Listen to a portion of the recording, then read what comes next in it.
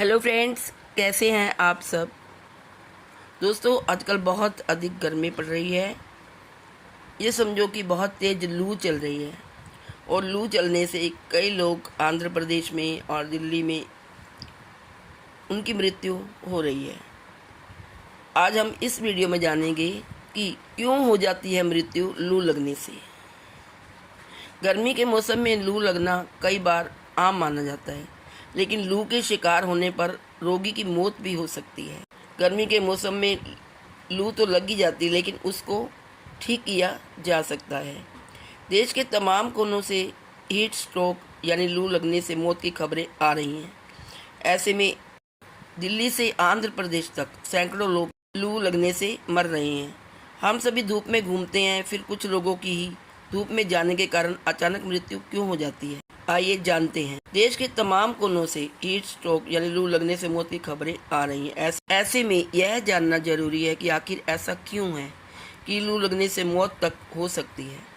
आइए जानते हैं लू लगना वास्तव में क्या होता है, यह किन लोगों को अधिक प्रभावित करता है और इससे बचने के उपाय क्या हैं। शरीर का तापमान। हमारे शरीर का तापमान हमेशा 37 डिग्री सेल्सियस होता है। इस तापमान पर ही हमारे शरीर के सभी अंग सही तरीके से काम कर पाते हैं। पसीने के रूप में पानी बाहर निकालकर शरीर 37 डिग्री सेल्सियस टेम्परेचर मेंटेन रखता है। लगातार पसीना निकलते वक्त भी पानी पीते रहना अत्यंत जरूरी और आवश्यक है। तापमान बढ़ने पर पानी शरीर में इसके अलावा भी बहुत कार्य करता है, जिससे शरीर में पानी की कमी होने पर शरीर पसीने के रूप में पानी बाहर निकालता रहता है। जब बाहर का तापमान 45 डिग्री के पार हो जाता है और शरीर की कूलिंग व्यवस्था ठप हो जाती है, तब शरीर का तापमान 37 डिग्री से ऊपर पहुंचने लगता है।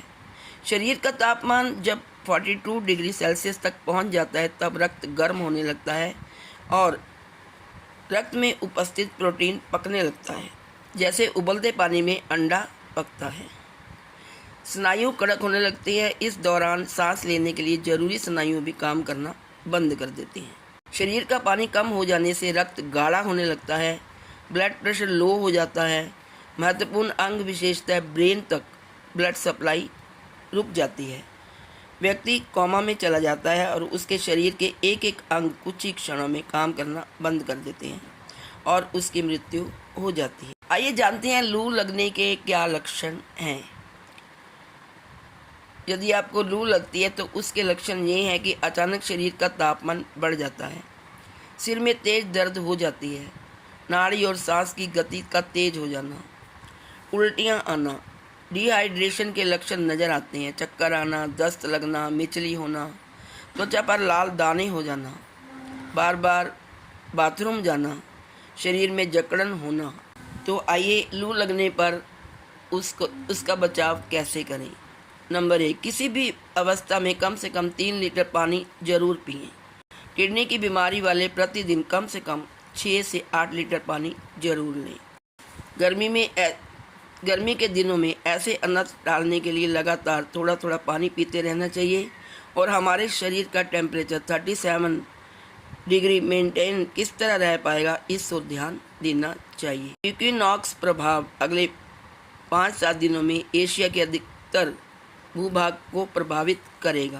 कृपया 12 से 3 के बीच ज़्यादा से ज़्यादा घर पर रहें, अपने ऑफिस में रहें, अपने कमरे में रहें, बाहर मत निकलें। तापमान 40 डिग्री के आसपास विचलन की अवस्था में होगा। खासकर एसी में बैठे रहने के बाद तुरंत धूप में ना निकलें। ठंडे पानी से नहाएं और मास्क का प्रयोग छोड़ दें। फल और सब्जियों को भोजन पर ज़्यादा स्थान दें। गर्मी में सफ़ेद या हल्के रंग के कॉटन कपड़े ही पहनें। धूप में निकलने पर सिर अवश्य ढकें। आंखों पर सनग्लासेस लगाएं या छाता लेकर घर से बाहर निकलें। बेडरूम और अन्य रूम्स में 2 आधे पानी के भरे ऊपर से खुले पात्रों को रखकर कमरे की नमी बरकरार रखी जा सकती है। अपने होठों और आंखों को नम रखने का प्रयत्न करें। कच्चा प्याज रोज़ खाएं। धूप में निकलने पर अपने पॉकेट में छोटा सा प्याज रखें। यह शरीर को लू नहीं लगने देता और सारी गर्मी को सोख लेता है। अधिक गर्मी में मौसमी फल, फल का रस, दही, मट्ठा, जीरा छाछ, जलजीरा, लस्सी, आम का पन्ना पिएं या आम की चटनी खाएं।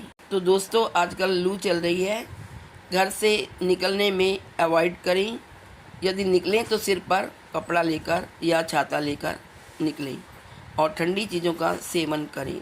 चाय कम पिएं और छाछ, लस्सी, आम पन्ना, इन चीज़ों को ज़्यादा अपने डाइट में शामिल करें और फल और सब्जियों का प्रयोग करें।